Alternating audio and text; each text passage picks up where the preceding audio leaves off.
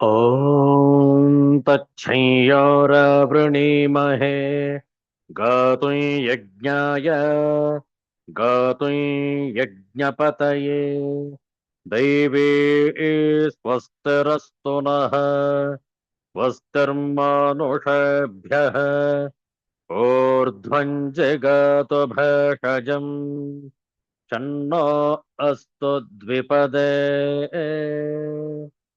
चतुष्पदे ॐ शान्तः शान्तः शान्तिः हरिः ॐ श्रीगुरुभ्यो नमः हरिः ॐ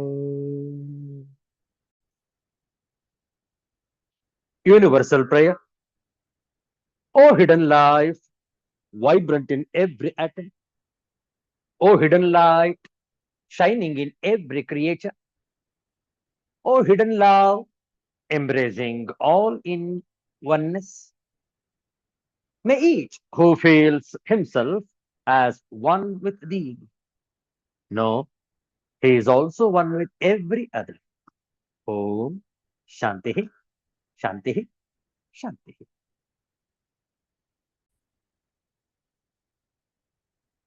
ಇಂದು ಆದಿತ್ಯ ವಾಸರ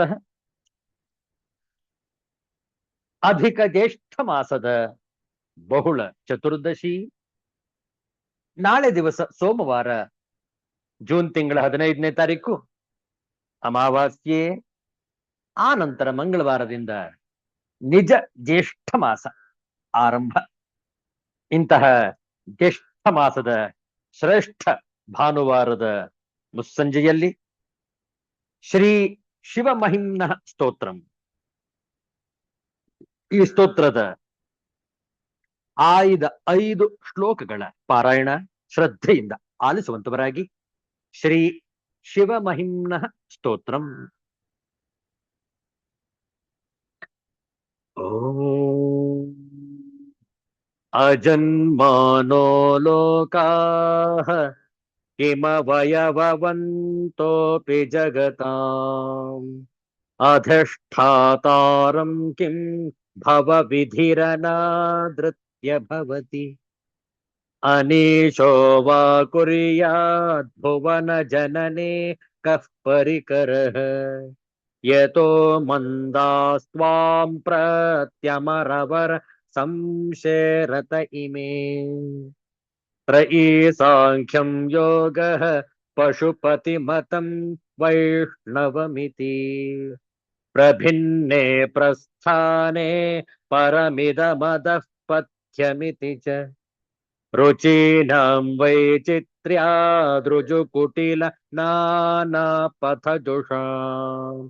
नृणामेको गम्यस्त्वमसि पयसामर्णव इव महोक्षः खट्वाङ्गं परशुरजिनं भस्मफणिनः कपालं चेतीय तव वरदतन्त्रोपकरणम् सुरास्तां तामृद्धिं दधति तु भवद्भ्रूप्रणिहिताम् न हि स्वात्मा रामं विषयमृगतृष्णा भ्रमयति ध्रुवं कश्चित् सर्वं सकलमपरस्त्वध्रुवमिदम् परो ध्रुव्याद्ध्रुव्ये जगति गदति व्यस्तविषये समस्तेऽप्येतस्मिन् पुरमथनतैर्विस्मित इव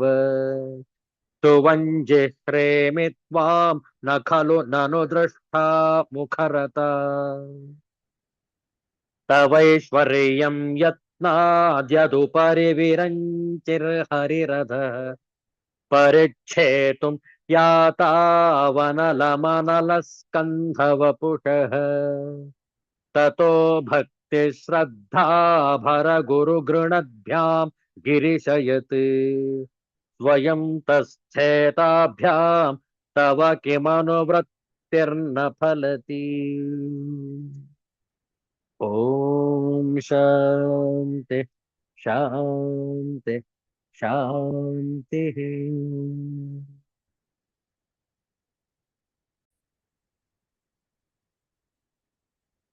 ಶ್ರೀ ಸದ್ಗುರುಗಳ ನಾಮ ಜಪ ಹೇಳಿಕೊಟ್ಟ ನಂತರ ಪುನರಾವರ್ತನೆ.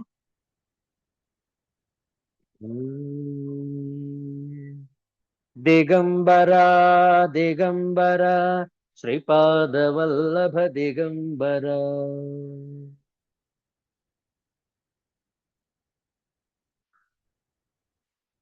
ದಿಗಂಬರ ದಿಗಂಬರ ಶ್ರೀಪಾದ ವಲ್ಲಭ ದಿಗಂಬರ.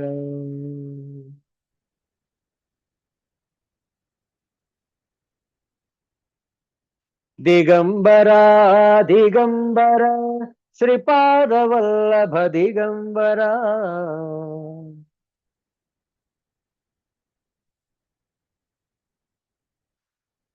ಬ್ರಹ್ಮ ವಿಷ್ಣು ಮಹೇಶ್ವರ ಶ್ರೀಪಾದ ವಲ್ಲಭ ದಿಗಂಬರ.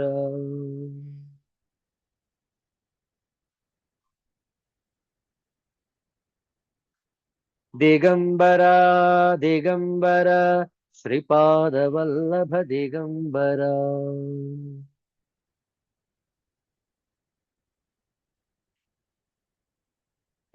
ದಿಗಂಬರ ದಿಗಂಬರ ಶ್ರೀಪಾದ ವಲ್ಲಭ ದಿಗಂಬರ.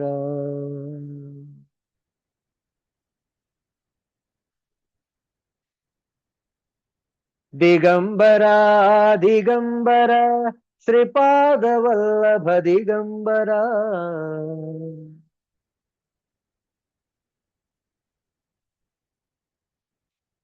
ಬ್ರಹ್ಮ ವಿಷ್ಣು ಮಹೇಶ್ವರ ಶ್ರೀಪಾದ ವಲ್ಲಭ ದಿಗಂಬರ.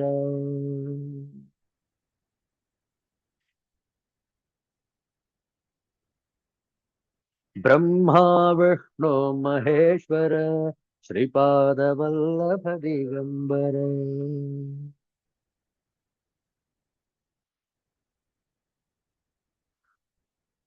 ಶ್ರೀಪಾದ ವಲ್ಲಭ ದಿಗಂಬರ. ಶ್ರೀಪಾದ ವಲ್ಲಭ ದಿಗಂಬರ.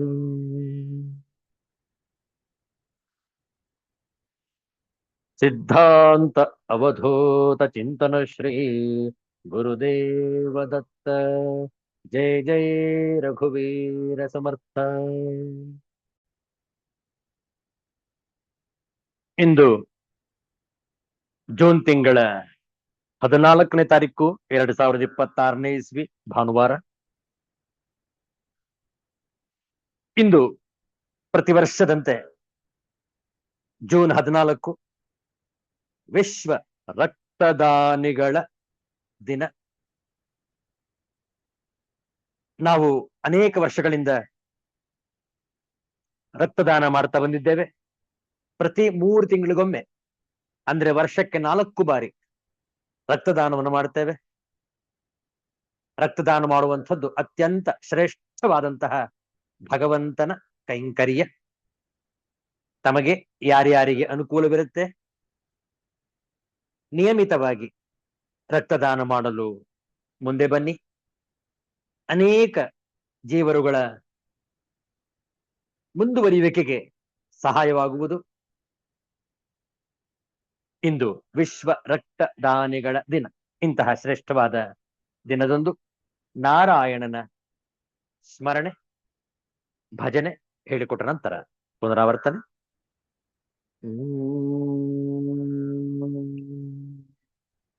ಅನಂತ ರೂಪ ಅನಂತ ನಾಮ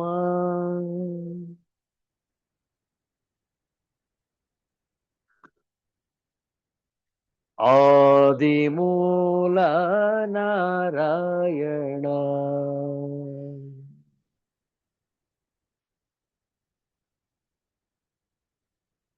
ಅನಂತ ರೂಪ ಅನಂತ ನಾಮ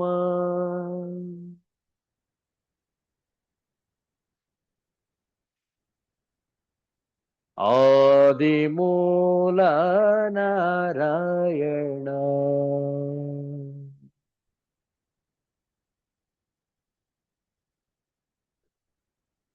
अनंत शयना हे जगन्नाथ,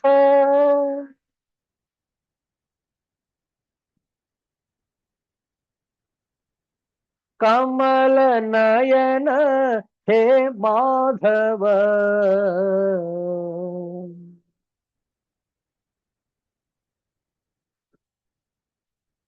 करुणा सागर कालिंग मर्दन,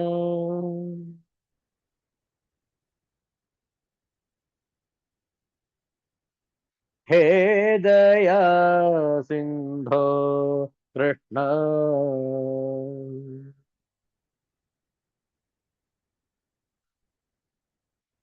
अनंत रूप अनंत नाम,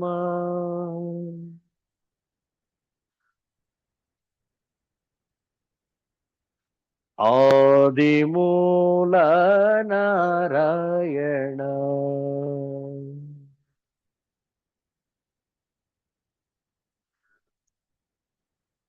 विश्वरूपा विश्वाधार,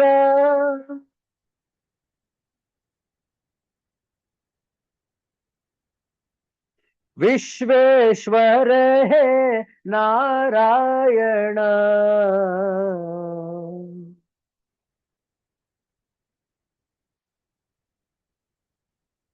भव भय हरण दीनोद्धरण,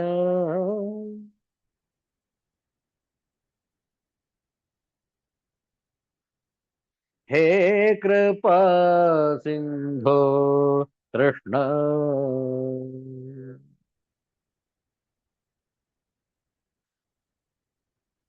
अनंत रूप अनंत नाम,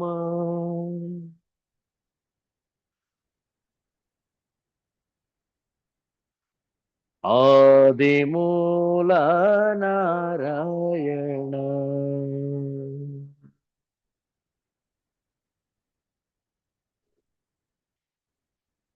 आदि मूल नारायण,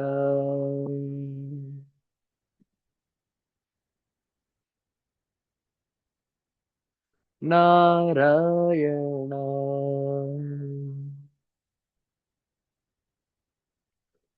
गोविंद नाम संकीर्तनम, गोविंद गोविंद, सिद्धांत अवधूत चिंतन श्री गुरुदेव दत्त, जय जय रघुवीर समर्थ श्री सद्गुरुनाथ महाराज की जय। हर हर नमः पार्वती पतये, हर हर महादेव शंभो। ಶ್ರೀಮದ್ಭಗವದ್ಗೀತೆಯ ಸಪ್ತದಶೋಧ್ಯಾಯ ಕೆಲವು ಶ್ಲೋಕಗಳ ಪಾರಾಯಣ ಹೇಳಿಕೊಟ್ಟ ನಂತರ ಪುನರಾವರ್ತನೆ. ಓಂ ಶ್ರೀ ಪರಮಾತ್ಮನೇ ನಮಃ.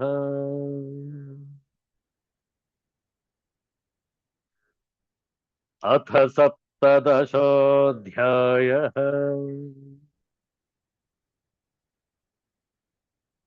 ಶ್ರದ್ಧಾತ್ರಯ ವಿಭಾಗ ಯೋಗಃ.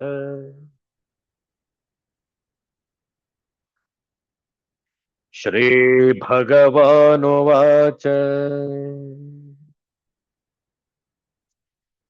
ತಸ್ಮಾದೋಮಿತ್ಯುದಾಹೃತ್ಯ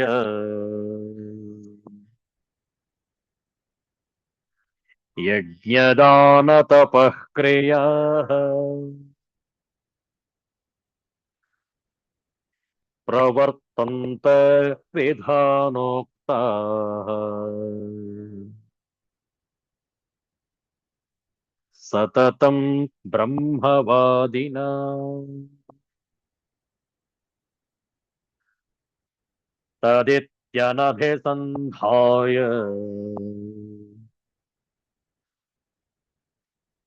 ಫಲೈ ಯಜ್ಞತಪಃ ಕ್ರಿಯಾಃ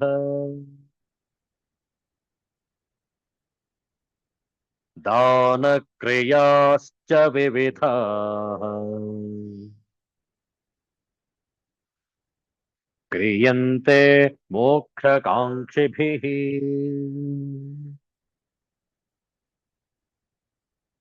ಸದ್ಭಾವೇ ಸಾಧುಭಾವೇ ಚ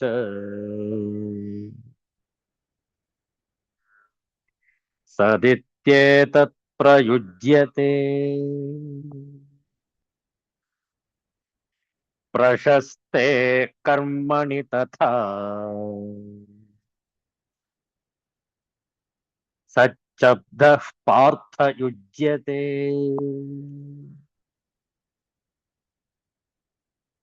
ಯಜ್ಞೇ ತಪಸಿ ದಾನೇ ಚ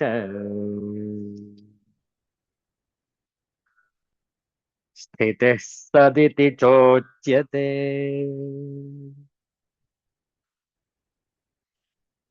ಕರ್ಮ ಚೈವ ತದರ್ಥೀಯಂ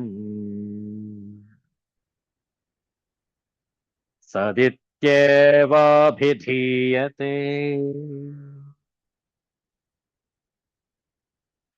ಅಶ್ರದ್ಧಯಾ ಹುತಂ ದತ್ತಂ ತಪಸ್ತಪ್ತಂ ಕೃತಂ ಚ ಯತ್ ಅಸದಿತ್ಯುಚ್ಯತೆ ಪಾರ್ಥ ನ ಚ ತತ್ಪ್ರೇತ್ಯ ನೋ ಇಹ ಓಂ ತತ್ಸದಿತಿ ಶ್ರೀಮದ್ಭಗವದ್ಗೀತಾಸು ಉಪನಿಷತ್ಸು ಬ್ರಹ್ಮವಿದ್ಯಾಯಾಂ ಯೋಗಶಾಸ್ತ್ರೇ ಶ್ರೀಕೃಷ್ಣಾರ್ಜುನ ಸಂವಾದೇ ಶ್ರದ್ಧಾತ್ರಯ ವಿಭಾಗ ಯೋಗೋ ನಾಮ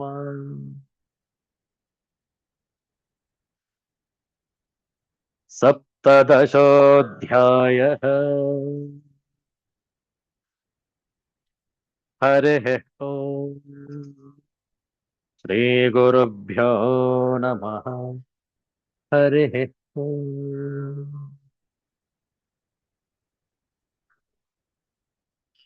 ಶ್ರೀ ಗುರುಭ್ಯೋ ನಮಃ.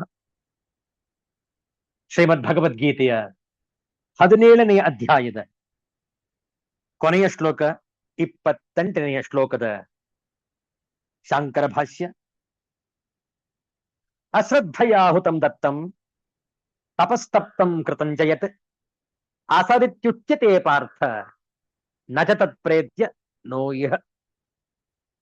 ಹೇ ಪಾರ್ಥನೆ, ಅಶ್ರದ್ಧೆಯಿಂದ ಹುತವಾದದ್ದು, ದಾನ ಮಾಡಿದ್ದು, ಆಚರಿಸಿದ ತಪಸ್ಸು, ಮಾಡಿದ ಕರ್ಮವೂ ಇರುವುದಲ್ಲ. ಅದು ಅಸತ್ತೆನಿಸುತ್ತದೆ. ಅದು ಸತ್ತ ಮೇಲೂ ಇಲ್ಲ, ಬದುಕಿರುವಾಗಲೂ ಇಲ್ಲ.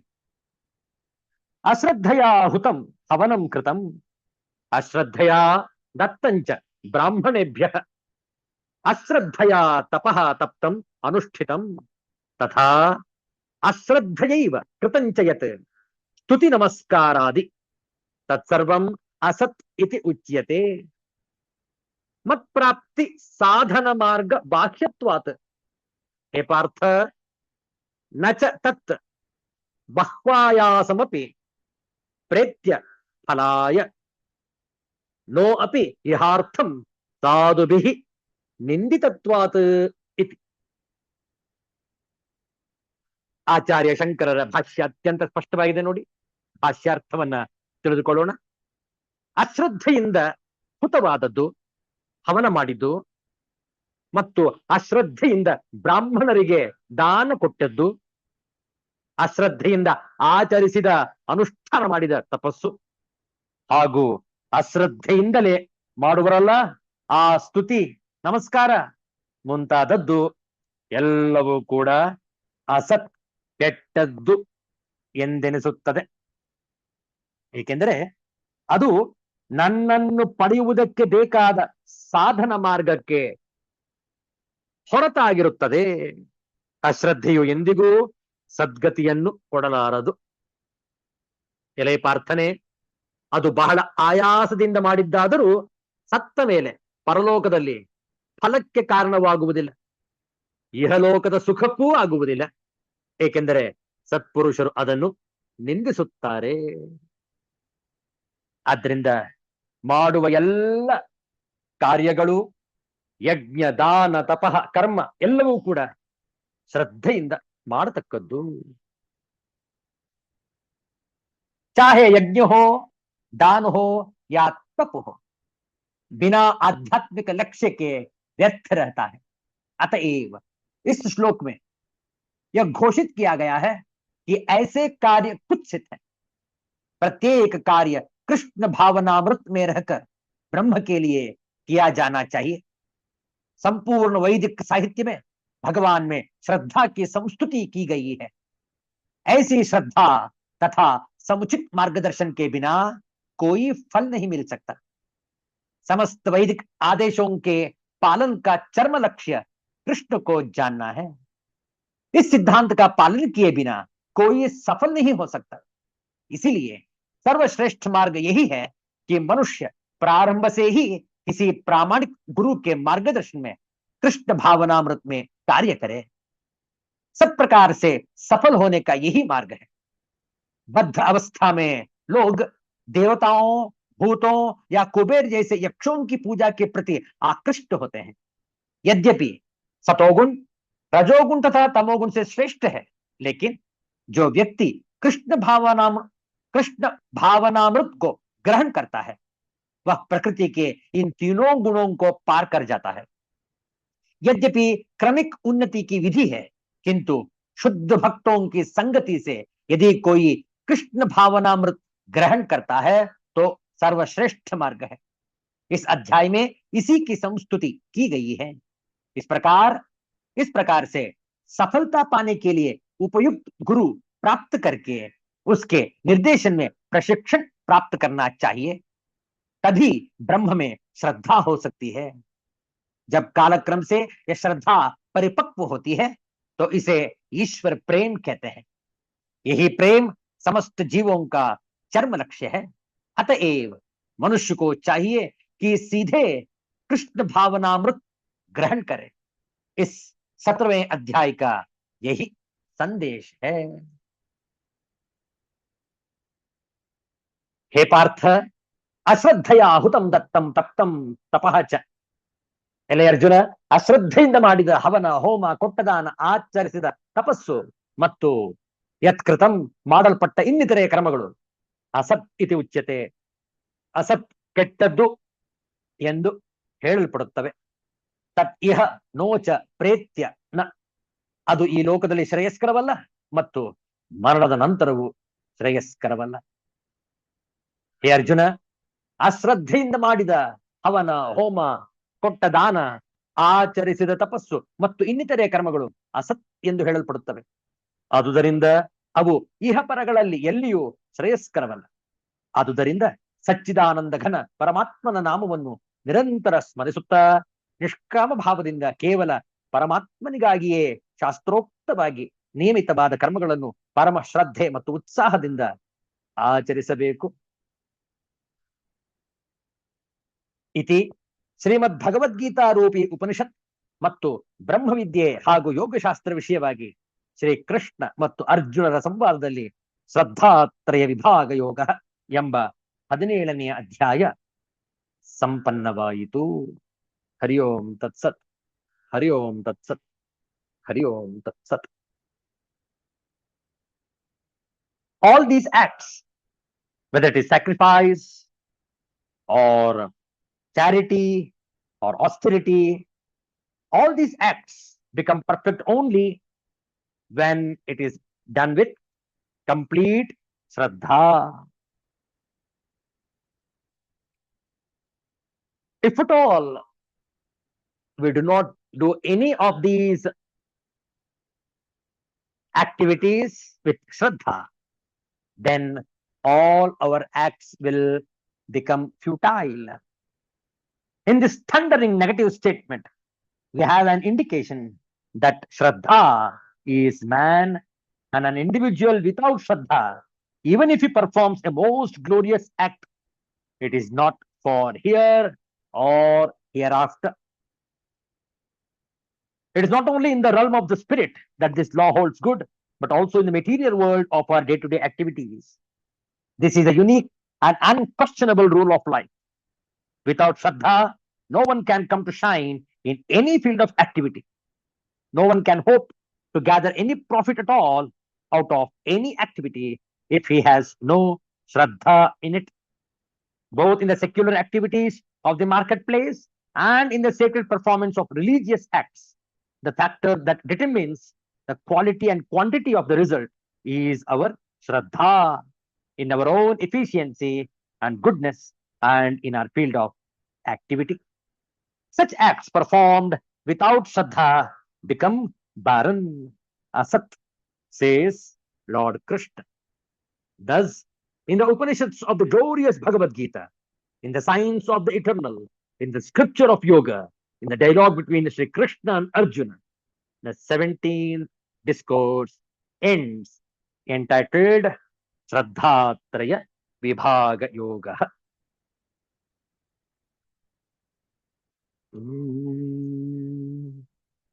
ಮನೆಯೇ ಮಠವೆಂದು ತಿಳಿ ಬಂಧು ಬಳಗವೇ ಗುರುವು ಅನವರತ ಪರಿಚರ್ಯೆಯವರೊರೆವ ಪಾಠ ನಿನಗುಳಿದ ಜಗವ ಮುಟ್ಟಿಪ ಸೇತು ಸಂಸಾರ ಮನಕ್ಕೆ ಪುಟ ಸಂಸ್ಕಾರ ಮಂಕುತಿಮ್ಮ ಮನಕ್ಕೆ ಪುಟ ಸಂಸ್ಕಾರ ಮಂಕುತಿಮ್ಮ ಮಂಕುತಿಮ್ಮ ಮಂಕುತಿಮ್ಮ ಅನವರತ ಪರಿಚರ್ಯ ಯವರೊರೆವ ಅನವರತ ಪರಿಚರ್ಯೆ ಅವರು ಒರೆವ ನಿನಗುಳಿದ ನಿನಗೆ ಉಳಿದ ಅನವರತ ಸದಾಕಾಲ ಪರಿಚರ್ಯೆ ಸೇವೆ ಮುಟ್ಟಿಪ ತಲುಪಿಸುವ ಸೇತು ಸೇತುವೆ ಪುಟ ಪಟುತ್ವ ಭಾವಾರ್ಥ ನೋಡಿಕೊಳ್ಳಿ. ಜ್ಞಾನಕ್ಕಾಗಿ ಅಲೆಯದೆ ಮನೆಯನ್ನೇ ಮಠವೆಂದು ತಿಳಿ. ನಿನ್ನ ಮನೆಗೆ ಬಂದು ಹೋಗುವ ಬಂಧು ಮಿತ್ರರೇ ನಿನ್ನ ಗುರುಗಳು. ನಿರಂತರವಾಗಿ ಅವರೊಂದಿಗಿನ ನಿನ್ನ ಪರಿಚಯ ಮತ್ತು ಅವರಿಗೆ ನೀನು ಮಾಡುವ ಸೇವೆಯೇ ನೀನು ಕಲಿಯುವ ಪಾಠ.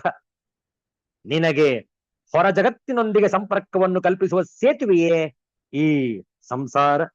ಈ ಸಂಸಾರದಲ್ಲಿ ಕಲಿತ ಪಾಠಗಳೇ ಮನಕ್ಕೆ ಪಟುತ್ವವನ್ನು ನೀಡಿ ನಿನ್ನನ್ನು ಸಂಸ್ಕಾರವಂತನನ್ನಾಗಿಸುತ್ತದೆ ಎಂದು ಬದುಕಿನಲ್ಲಿ ಬದುಕುವುದರಿಂದಲೇ ಕಲಿಯುವ ಪಾಠವನ್ನು ಉಲ್ಲೇಖ ಮಾಡಿದ್ದಾರೆ ಮಾನ್ಯ ಗುಂಡಪ್ಪನವರು. ಮನೆಯೇ ಮಠವೆಂದು ತಿಳಿ. You should consider your own home as hermitage. Your own friends and relatives are your teachers. You should serve them well. This is the only lesson that is taught by our culture. This world as we see it is the only bridge that you have to the rest of the universe. Living in this world and abiding dharma is a cleansing exercise to the mind. Mankutimma. ಮನೆಯೇ ಮಠವೆಂದು ತಿಳಿ ಬಂಧು ಬಳಗವೇ ಗುರುವು ಅನವರತ ಪರಿಚರ್ಯೆಯವರೊರೆವ ಪಾಠ ನಿನಗುಳಿದ ಜಗವ ಮುಟ್ಟಿಪ ಸೇತು ಸಂಸಾರ ಮನಕ್ಕೆ ಪುಟ ಸಂಸ್ಕಾರ ಮಂಕುತಿಮ್ಮ ಮಂಕುತಿಮ್ಮ ಮಂಕುತಿಮ್ಮ. ಗುಂಡಪ್ಪನವರು ಸದಾ ಕಾಲಕ್ಕೂ ಮನೆಯೇ ಒಂದು ಪಾಠಶಾಲೆ, ಬಂದು ಹೋಗುವ ಬಂಧು ಬಳಗವೇ ನಮ್ಮ ಗುರುಗಳು ಎನ್ನುತ್ತಾರೆ. ಜಗತ್ತಿನೊಡನೆ ನಮಗೆ ಸಂಪರ್ಕ ಕಲ್ಪಿಸುವವರೇ ಇವರು. ಇವರ ಒಡನಾಟದಿಂದಲೇ ನಮಗೆ ಬದುಕಿನ ಅನುಭವವಾಗುತ್ತದೆ. ಆ ಅನುಭವ ನಮಗೆ ಪಾಠ ಕಲಿಸುತ್ತದೆ. ಆ ಕಲಿಕೆ ನಮ್ಮನ್ನು ಪಕ್ವವಾಗಿಸುತ್ತದೆ. ನಮ್ಮ ಸಂಪರ್ಕಕ್ಕೆ ಬರುವ ಪ್ರತಿಯೊಬ್ಬರದು ಒಂದೊಂದು ಮನಸ್ತತ್ವ. ಅವರನ್ನು ಸರಿಯಾದ ರೀತಿಯಲ್ಲಿ ಅರ್ಥ ಮಾಡಿಕೊಳ್ಳುವುದೇ ಬಹಳ ಕ್ಲಿಷ್ಟವಾದ ಕೆಲಸ. ಏಕೆಂದರೆ ಪರರನ್ನು ಅರ್ಥ ಮಾಡಿಕೊಳ್ಳುವಾಗ ನಮಗೆ ನಮ್ಮ ಪೂರ್ವಾಗ್ರಹಗಳು, ಪೂರ್ವ ಪರಿಕಲ್ಪನೆಗಳು, ಅಹಂಕಾರ ಎಲ್ಲವೂ ಅಡ್ಡ ಬರುತ್ತವೆ. ಅವುಗಳನ್ನು ಮೀರಿ ನಾವು ಅರಿತುಕೊಂಡು ನಡೆದುಕೊಂಡರೆ ಅಂತರಂಗದಲ್ಲಿ ನಡೆಯುವ ವಿಶ್ಲೇಷಣೆ ನಮ್ಮನ್ನು ಮತ್ತಷ್ಟು ಪಕ್ವವಾಗಿಸುತ್ತದೆ. ಪರರಂತೆಯೇ ನಮಗೂ ಒಂದು ಮನೋಭಾವ ಅಥವಾ ಮನಸ್ತತ್ವ ಉಂಟು. ಇದರೊಡನೆಯೂ ನಮ್ಮ ನಿರಂತರ ಅಂತರ್ಮಥನ ನಡೆಯುತ್ತಿರುತ್ತದೆ. ಇದರೊಡನೆಯೂ ನಮ್ಮ ನಿರಂತರ ಅಂತರ್ಮಥನ ನಡೆಯುತ್ತಿರುತ್ತದೆ. ಈ ಅಂತರ್ಮಥನದ ಮೂಲಕ ಸತ್ಯವನ್ನು ಕಾಣುವ ಮನೋಭಾವ ಬೆಳೆಸಿಕೊಂಡರೆ ಮತ್ತು ಕಂಡ ಸತ್ಯವನ್ನು ಒಪ್ಪಿಕೊಳ್ಳುವ ಧೈರ್ಯ ನಮಗೆ ಇದ್ದರೆ ಆಗ ಪರರನ್ನೂ ಅರಿತುಕೊಳ್ಳುವ ಮಾರ್ಗಗಳು ತೆರೆದುಕೊಳ್ಳುತ್ತವೆ. ಹೀಗೆ ನಮ್ಮನ್ನು ನಾವು ಅರಿತುಕೊಳ್ಳುವುದು, ವಿಶ್ಲೇಷಣೆ ಮಾಡಿಕೊಳ್ಳುವುದು, ಒಪ್ಪಿಕೊಳ್ಳುವುದು ಮತ್ತು ಪರರ ಸಂಪರ್ಕದಿಂದ ಜಗತ್ತಿನೊಡನೆ ಬೆರೆತು ಜಗತ್ತಿನ ಸಕಲವನ್ನೂ ಅರಿತುಕೊಳ್ಳುವ ಮತ್ತು ಅವು ಹೇಗೆ ಇವೆಯೋ ಹಾಗೆ ಅರ್ಥ ಮಾಡಿಕೊಂಡು ಒಪ್ಪಿಕೊಳ್ಳುವ ಕಾರ್ಯಕ್ರಮ ನಮ್ಮೊಳಗೆ ನಡೆದಾಗ ನಾವು ಅಂತರಂಗದಲ್ಲಿ ಪಕ್ವವಾಗಬಹುದು. ಆ ಪಕ್ವತೆ ನಮಗೆ ಸಂಸ್ಕಾರವನ್ನು ನೀಡುತ್ತದೆ ಮತ್ತು ಆಲೇಪಿತ ಸಂಸ್ಕಾರ ಆತ್ಮೋದ್ಧಾರಕ್ಕೆ ದಾರಿ ಮಾಡಿಕೊಡುತ್ತದೆ. ಎಲ್ಲ ಕಲಿಕೆಯ ಮೂಲ ಗುರಿಯೇ ಸಂಸ್ಕಾರ ಸಂಚಯನ. ಅಂತಹ ಗುರಿ ಇಲ್ಲದ ಯಾವುದೇ ಕಲಿಕೆಯು ವ್ಯರ್ಥ ಕಲಿಕೆಯಾಗುತ್ತದೆ. ಹಾಗಾಗಿ ಅಂತರ್ಮಥನದಿಂದಲೂ ಕಲಿಯಬೇಕು, ಪರರ ಸಂಪರ್ಕದಿಂದಲೂ ಕಲಿಯಬೇಕು, ಪೂರ್ವಾಗ್ರಹವಿಲ್ಲದೆ ಕಲಿಯಬೇಕು. ಸತ್ಯವನ್ನರಿಯುವ ಮೂಲಕ ಸತ್ಯಗ್ರಾಹಿಗಳಾಗಬೇಕು. ಆ ಸತ್ವವೇ ನಮ್ಮನ್ನು ಸಂಸ್ಕರಿಸುತ್ತದೆ. ಅಂತಹ ಕಲಿಕೆಗೆ ನಮ್ಮನ್ನು ನಾವು ಒಡ್ಡಿಕೊಂಡಾಗ ನಮ್ಮ ಆತ್ಮೋದ್ಧಾರದ ಪ್ರಯತ್ನದಲ್ಲಿ ಮತ್ತೊಂದು ಹೆಜ್ಜೆ ಮುಂದಿಟ್ಟಂತಾಗುತ್ತದೆ. ಮಾನ್ಯ ಗುಂಡಪ್ಪನವರು ಹೇಳುವ ಮನಕ್ಕೆ ಪುಟ ಸಂಸ್ಕಾರ ದೊರೆಯುತ್ತದೆ. ಅತ್ಯಂತ ಶ್ರೇಷ್ಠವಾದಂತಹ ವಿಚಾರ. ಆದ್ರಿಂದ ನಮ್ಮ ಪ್ರತಿಯೊಂದು ಕಾರ್ಯದಲ್ಲೂ ಕೂಡ ಶ್ರದ್ಧೆಯಿಂದ ಮಾಡುವಂತವರಾಗೋಣ. ಅದರಂತೆ ಸಾರ್ಥಕ್ಯತೆಯನ್ನು ಅನುಭವಿಸಿಕೊಂಡು ಭಗವಂತನೊಡನೆ ಸದಾ ಲೀನವಾಗಿರುವಂತೆ ಪ್ರಾರ್ಥಿಸಿಕೊಳ್ಳೋಣ. ಮುಂದಿನ ವಾರದಿಂದ 18ನೆಯ ಅಧ್ಯಾಯ ಆರಂಭ. ಇಲ್ಲಿಗೆ ಇಂದಿನ ಸತ್ಸಂಗವನ್ನು ಸಂಪನ್ನಗೊಳಿಸೋಣ. ಶಾಂತಿ ಮಂತ್ರ. ಓಂ ಸರ್ವೇ ಭವಂತು ಸುಖಿನಃ, ಸರ್ವೇ ಸಂತು ನಿರಾಮಯಾಃ, ಸರ್ವೇ ಭದ್ರಾಣಿ ಪಶ್ಯಂತು, ಮಾ ಕಶ್ಚಿತ್ ದುಃಖಭಾಗ್ ಭವೇತ್. ಓಂ ಶಾಂತಿ ಶಾಂತಿ ಶಾಂತಿ. ಹರಿಃ ಓಂ. ಶ್ರೀ ಗುರುಭ್ಯೋ ನಮಃ. ಹರಿಃ ಓಂ. ಮತ್ತೆ ಮುಂದಿನ ವಾರ ಭೇಟಿಯಾಗೋಣ. ಎಲ್ಲರಿಗೂ ಒಳಿತಾಗಲಿ, ಎಲ್ಲರಿಗೂ ಶುಭವಾಗಲಿ. ಜೈ ಶ್ರೀ ಗುರುದೇವ ದತ್ತ.